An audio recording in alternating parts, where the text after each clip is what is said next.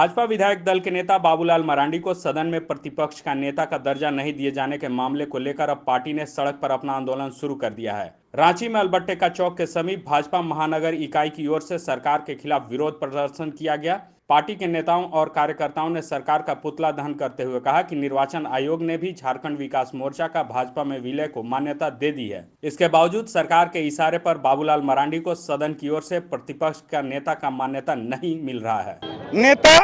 प्रतिपक्ष आदरणीय श्री बाबूलाल मरांडी जी को नेता प्रतिपक्ष घोषित नहीं किए जाने के विरोध में और झारखंड सरकार के इशारे पर विधानसभा अध्यक्ष द्वारा जो इसे मामले को लटकाया गया है, उसके लिए हम भारतीय जनता पार्टी रांची महानगर के समस्त हजारों कार्यकर्ताओं के साथ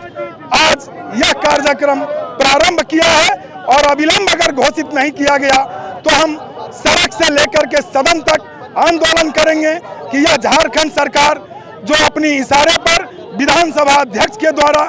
गलत नीति और गलत न्याय को रोक करके यहाँ पर रखे हैं, उसके लिए हम सभी आज सड़क पर उतरे।